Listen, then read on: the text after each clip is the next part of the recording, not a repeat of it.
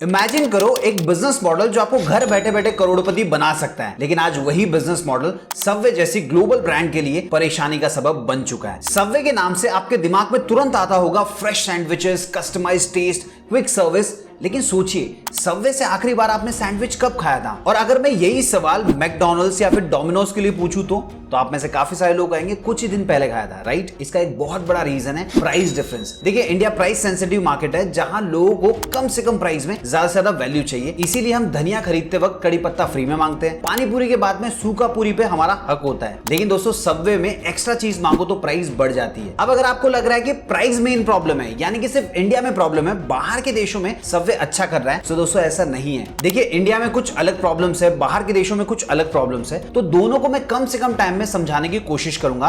लेकिन आप मुझे एक बात बताइए, कंपनीज ब्रांड एम्बेसडर क्यों रखती है? ताकि सेल्स बढ़ सके, राइट? लेकिन दोस्तों, सबवे के केस में उल्टा हुआ। जिसको ब्रांड एम्बेसडर बनाया उसी की वजह से कंपनी उल्टा डूब गई। अब वो इंसान कौन था, इसके बारे में डिटेल में इसी वीडियो में बात करेंगे। लेकिन उससे पहले आपसे एक छोटी सी रिक्वेस्ट है, अभी तक आपने वीडियो को लाइक नहीं किया तो प्लीज लाइक कर दीजिए और नीचे कमेंट बॉक्स में लिख के बताइए आपको सबसे ज्यादा कहां पे खाना पसंद है, मैकडॉनल्ड्स में, डोमिनोज में या फिर सबवे में। अब दोस्तों, सबवे की करंट सिचुएशन समझने के लिए आपको सबसे पहले सबवे की शुरुआत कैसे हुई ये समझना होगा। सो दोस्तों, बात है 1965 की। 17 साल का एक लड़का था जिसको मेडिसिन की पढ़ाई करनी थी, मतलब वो डॉक्टर बनना चाह रहा था। तो उसने कैसे तैसे करके यूनिवर्सिटी में तो एडमिशन ले लिया, लेकिन फीस भरने के लिए उसके पास पैसे ही नहीं थे। तो उसने लोन के लिए अप्लाई किया, हर तरीका फाइंड आउट किया जहां से उसको पैसे मिल सके, लेकिन अनफॉर्चुनेटली उसको कहीं से भी पैसे नहीं मिल पाए। अब दोस्तों, ऐसी सिचुएशन में अगर हम होंगे तो हम क्या करेंगे? हम किसी ऐसे इंसान से कांटेक्ट करेंगे जो ऑलरेडी मेडिकल लाइन में काम कर रहा है। सो इसने भी वही किया, इसने अपने फैमिली फ्रेंड से कांटेक्ट किया जिसका नाम था पीटर बक। अब दोस्तों, जो पीटर बक्स थे उन्होंने न्यूक्लियर फिजिक्स में पीएचडी किया हुआ था, मतलब वो खुद भी डॉक्टर थे। इसीलिए जो लड़का था उनके पास गया और इसने बताया कि मैं पढ़ाई करना चाह रहा हूं लेकिन मेरे पास पैसे नहीं है। सो पीटर ने सजेस्ट किया कि अगर तुझे पढ़ाई करनी है तो डायरेक्टली तो कोई तुझे पैसे देगा नहीं, तो एक काम कर, कोई बिजनेस शुरू कर दे और उसके बाद में जो पैसा आएगा उससे तू पढ़ाई कर पाएगा। तो पीटर ने सजेस्ट किया कि सैंडविच का बिजनेस किया जा सकता है। अभी हाल फिलहाल में अमेरिका में लोग सैंडविच खाना बहुत ज्यादा पसंद करते हैं और अगर तू सैंडविच का बिजनेस करता है तो मैं तुझे $1000 दे सकता हूं। सो उस लड़के ने प्रपोजल को एक्सेप्ट कर लिया और उसके बाद में दोनों ने डिसाइड किया कि हम सैंडविच की शॉप ओपन करेंगे। तो इन्होंने भी रिसर्च करना शुरू किया कि मार्केट में कौन से प्लेयर्स हैं और वो किस प्राइस में सेल कर रहे हैं, क्या क्या चीजें प्रोवाइड कर रहे हैं। देखिए, उस टाइम अमेरिका में दो बड़े स्टोर्स हुआ करते थे, जर्सी माइक्स और अमेटोस। सो दोस्तों, इन्होंने ये फाइंड आउट किया कि जो जर्सी माइक्स है वो सस्ते में प्रोवाइड कर रहे हैं और उनकी प्राइस है $0.69। सो इन्होंने भी उसी प्राइस में सेल करने का डिसाइड किया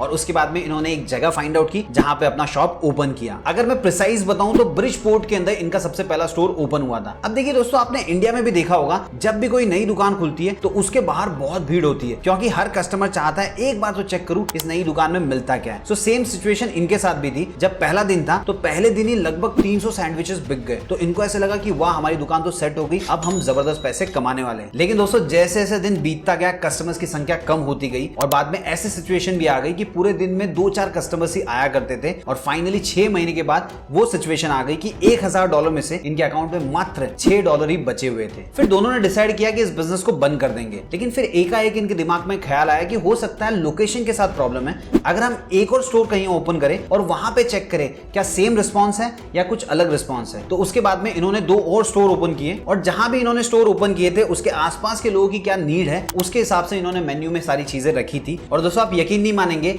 1 साल के अंदर इन्होंने $7000 का प्रॉफिट कमाया था। लेकिन दोस्तों, अब तक इनके स्टोर्स का नाम सबवे नहीं था। उस टाइम पे इनके स्टोर्स का नाम हुआ करता था पीट्स सुपर सबमरीन। अब आप कहेंगे ये क्या नाम है? देखिए, नाम बहुत बड़ा था, लोगों को बोलने में दिक्कत होती थी, लेकिन पीटर ने पैसे प्रोवाइड किए थे, इसीलिए इसका नाम पीट्स सुपर सबमरीन रखा गया। अब दोस्तों, इन्होंने एक चीज रियलाइज की, जब इनका एक स्टोर था तो प्रॉफिट के कोई चांसेस नहीं थे, लेकिन जब 2-3 स्टोर्स हो गए तो ये प्रॉफिटेबल रहे। तो इनको एक चीज समझ में आई कि ये जितने ज्यादा स्टोर्स ओपन करेंगे उतना ज्यादा पैसे कमा पाएंगे। तो फिर उन्होंने एक एक करके स्टोर्स ओपन करना शुरू कर दिया और कुछ ही टाइम में लगभग 16 स्टोर्स इनके ओपन हो गए थे। लेकिन दोस्तों, सबसे बड़ी प्रॉब्लम ये थी कि जितने भी स्टोर्स थे उसके अंदर जो ऑपरेट करने का प्रोसेस था, मेन्यू था, सारी चीजें डिफरेंट थी, जिसकी वजह से ये सारे के सारे 16 स्टोर्स को मैनेज करने में इनको बहुत दिक्कत हो रही थी। देखिए, आज के टाइम में क्या होता है, अगर कोई कंपनी मल्टीपल स्टोर्स ओपन करती है तो वो एसओपी बनाती है, एक स्टैंडर्ड फॉर्मेट होता है, उसी को सारे स्टोर्स में इंप्लीमेंट किया जाता है। लेकिन इनके टाइम में वैसा नहीं था। वैसे दोस्तों, मैं जिस लड़के की कहानी आपको बता रहा हूं उसका नाम है फ्रेड डी लुका। वैसे तो ये मेडिसिन की पढ़ाई करना चाहता था, मतलब डॉक्टर बनना चाहता था, लेकिन फूड इंडस्ट्री में ग्रो करने के बाद में डिसाइड कर लिया था कि फूड इंडस्ट्री में अपना करियर बनाना है। तो उसके बाद में एक दिन इसकी मुलाकात होती है डंकिन डोनट्स और इंटरनेशनल फ्रेंचाइजी एसोसिएशन के फाउंडर विलियम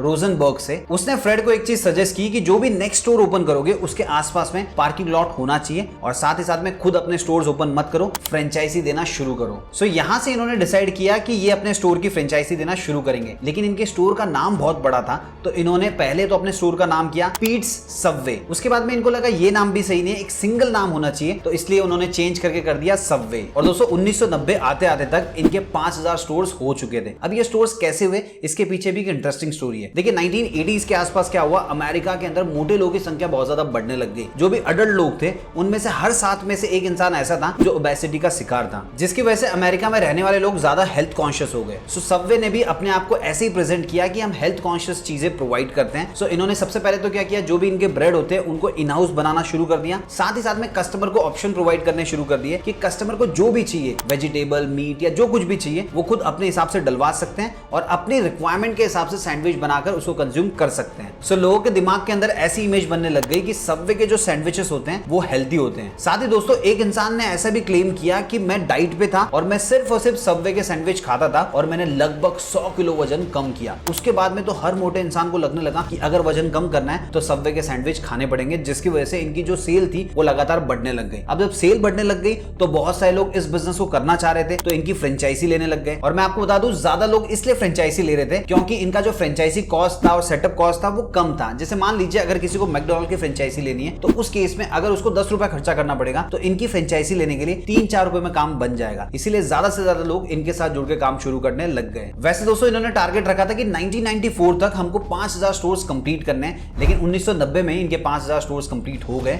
और 1998 आते आते इनके टोटल 10,000 स्टोर्स हो चुके थे। और फिर दोस्तों 2014 आते आते इनके स्टोर्स की संख्या 42,000 हो चुकी थी और ये 102 से भी ज्यादा कंट्रीज में काम कर रहे थे, जिनमें से एक कंट्री इंडिया भी थी। अब दोस्तों यहां तक तो सब कुछ सही चल रहा था, लेकिन इसके बाद में प्रॉब्लम्स आनी शुरू हो जाती है और आप खुद जानते होंगे जब प्रॉब्लम आनी शुरू होती है तो चारों तरफ से आती है। अब दोस्तों सबवे के साथ क्या प्रॉब्लम हुई वो भी मैं आपको बता देता हूं। देखिए 2014 के बाद में क्या हुआ, इन्होंने इतनी फ्रेंचाइजी बांट दी थी कि एक फ्रेंचाइजी के बाजू में ही दूसरा फ्रेंचाइजी स्टोर था। सो दूसरा ब्रांड तो छोड़ो, ये आपस में कंपटीशन करने लग गए। अब दोस्तों जहां इनके फ्रेंचाइजी ओनर्स अच्छा पैसा कमा रहे थे, अब ऐसी सिचुएशन आ गई थी कि खर्चे निकालने भी मुश्किल हो गए थे। उसके बाद में 2015 में फ्रेड की मौत हो जाती है और फ्रेड ही पूरी कंपनी को अच्छे से मैनेज किया करते थे। अब दोस्तों अगर आपके मन में ये ख्याल आ रहा है कि फ्रेड चले गए तो क्या हुआ, पीटर तो होंगे, तो मैं आपको एक चीज बताना चाहूंगा, पीटर ऑपरेशंस में उतना ज्यादा इन्वॉल्व नहीं होते थे। उनसे जब भी बिजनेस के बारे में कुछ भी सवाल पूछा जाता था वो हमेशा यही कहते थे फ्रेड से बात कर लो। साथ ही दोस्तों 2016 में इनके साथ एक और बहुत बड़ी प्रॉब्लम होती है। मैंने जैसे कि आपको बताया था कि एक इंसान ने क्लेम किया था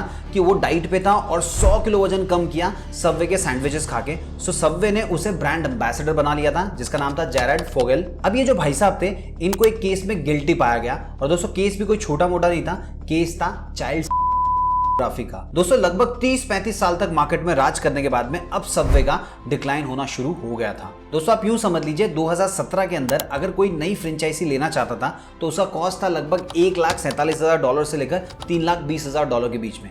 लेकिन जो लोगों ने ऑलरेडी फ्रेंचाइजी ली हुई थी वो अपनी फ्रेंचाइजी बेचने के लिए तैयार थे $1.5 से लेकर $2,00,000 के बीच में। इसके अलावा बहुत सारे लोग ऐसे भी थे जो इससे भी आधी प्राइस में फ्रेंचाइजी बेचने के लिए तैयार थे। मतलब दोस्तों फ्रेंचाइजी एक्सपांशन का जो पीक था वो आ चुका था। उसके बाद में कई सारे फ्रेंचाइजी स्टोर बंद हो गए। 42,000 से ये जो नंबर था 36,000 तक पहुंच गया और अगर मैं आज के टाइम की बात करूं तो लगभग 37 या 38,000 के आसपास इनके पूरे वर्ल्ड में फ्रेंचाइजी आउटलेट्स हैं। इसके अलावा दोस्तों फ्रेड के जाने के बाद उनकी सिस्टर ने कंपनी की कमान संभाली। लेकिन अब की मैं बात करूं करंट टाइम की तो इस कंपनी को अप्रैल 2024 में रोआर कैपिटल नाम की एक प्राइवेट कंपनी को बेच दिया गया। सो दोस्तों अब तक आप ये तो समझ गए होंगे कि 1965 में सबवे कंपनी की शुरुआत कैसे हुई और 2024 तक ये कंपनी कैसे पहुंची। इसके अलावा आपको ये भी आइडिया आ गया होगा कि कैसे इस कंपनी का डाउनफॉल शुरू हुआ। वैसे बाहर के देशों में क्या मेन रीजंस थे और साथ ही साथ में इंडिया में क्या मेन रीजंस थे, चलिए उनके बारे में क्विकली बात कर लेते हैं। देखिए दोस्तों सबसे पहला रीजन तो ये था कि कंज्यूमर का जो प्रेफरेंस है वो धीरे धीरे चेंज हो रहा था। हमारे देश में इंटरनेट का रिवोल्यूशन आया 2016 के बाद, लेकिन बाहर के देशों में 2000, 2004, 2005 तभी इंटरनेट आ चुका था। सो बाहर के लोग पहले से ऑनलाइन शॉपिंग करने लग गए थे। अब देखिए सबवे को छोड़ के इसके जो दूसरे कॉम्पिटिटर्स थे, जैसे मान लीजिए मैकडॉनल्ड्स हो गया, डोमिनोज हो गया, उनका ऑनलाइन प्रेजेंस सबवे की तुलना में काफी अच्छा था। अब दोस्तों आप खुद सोच के देखिए, आपको ऑनलाइन खाना मंगाना है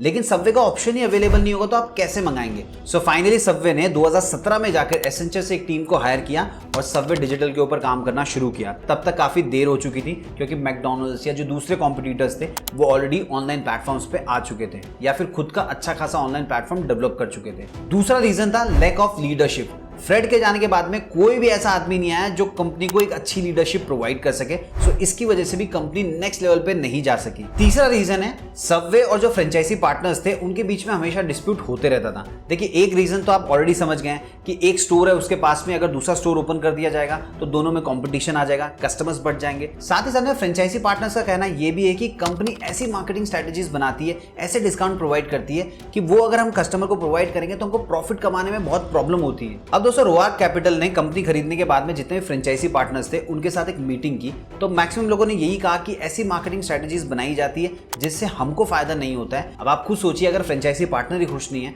तो वो कंपनी के लिए दिल लगा के काम कैसे करेगा। चौथा रीजन था कोविड-19। देखिए लॉकडाउन के टाइम तो सारे बिजनेस को नुकसान हुआ था। अब सबवे का जो बिजनेस था मोस्टली ऑफलाइन था, ऑनलाइन इनका प्रेजेंस उतना अच्छा था नहीं, तो उस केस में जो भी फ्रेंचाइजी पार्टनर्स थे उनको बहुत ज्यादा लॉस उठाना पड़ा था। सो दोस्तों उस केस में कई सारे फ्रेंचाइजी स्टोर्स बंद भी हुए थे। चलिए दोस्तों बात कर लेते हैं इंडिया में इनके साथ क्या प्रॉब्लम है। देखिए 2001 में इनका सबसे पहला स्टोर ओपन हुआ था, लेकिन आज के टाइम में भी अगर आप देखेंगे तो मैकडॉनल्ड्स या डोमिनोज के कंपैरिजन में इनके स्टोर्स बहुत ही कम आपको देखने को मिलेंगे और जो स्टोर्स है वहां पे भी आपको ज्यादा क्राउड देखने को नहीं मिलेगा। अब क्यों नहीं मिलेगा इसके रीजंस मैं आपको बता देता हूं। सबसे पहला रीजन तो हमने वीडियो के शुरुआत में बात कर लिया था, प्राइसिंग। हमारे देश के अंदर लोग ऐसे हैं जिनको कम से कम प्राइस में ज्यादा वैल्यू चाहिए, लेकिन सबवे के जो सैंडविचेस होते हैं वो काफी महंगे होते हैं, कम से कम 400-500 रुपए के आसपास होते हैं। अब दोस्तों जो कस्टमर इतना अमाउंट पे कर सकता है उसके पास टाइम की कमी होती है, वो इनके स्टोर्स में जा नहीं सकता, और जिसके पास भर भर के टाइम है उसके पास पैसे की कमी होती है। इसीलिए दोस्तों आपको सबवे के स्टोर में बहुत ही कम क्राउड देखने को मिलता है। दूसरा, इनके जो सैंडविचेस है वो इंडियन कॉन्टेक्स्ट के हिसाब से डिजाइन नहीं है। देखिए हमारे देश में ज्यादातर लोग वेजिटेरियन है और ये फोकस करते हैं मीट बेस्ड सैंडविचेस के ऊपर, इसकी वजह से ज्यादातर कस्टमर्स को ये अपील नहीं कर पाते। इसके अलावा दोस्तों अगर मैं मार्केटिंग की बात करूं तो इंडिया में इनके ब्रांड एम्बेसडर है विश्वनाथन आनंद, साथ ही इनके एड में आपको मुंजिया फिल्म के लीड एक्टर भी देखने को मिल जाएंगे। तीसरा रीजन है ये मार्केटिंग पे ज्यादा खर्चा नहीं करते। देखिए क्या कभी आपने ऑब्जर्व किया है कि आपने स्विगी या जोमेटो का कोई भी ऐप ओपन किया और वहां पे आपको सबसे पहले ही सजेस्ट करा सबवे का सैंडविच खा लो? ऐसा नहीं होगा दोस्तों, जिसकी वजह से होता क्या है, ये जो ऑफरिंग्स प्रोवाइड कर रहे हैं उसके बारे में कस्टमर्स को पता ही नहीं चल पाता। अब कस्टमर्स को पता नहीं चलेगा तो वो बाय कैसे करेंगे। चौथा रीजन है फ्रेंचाइजी पार्टनर्स को अलग अलग प्रकार की प्रॉब्लम्स फेस करनी पड़ती है। देखिए बहुत बार क्या होता है, कंपनी ने ऐसी पॉलिसीज बनाई है कि उनको अगर फॉलो करेंगे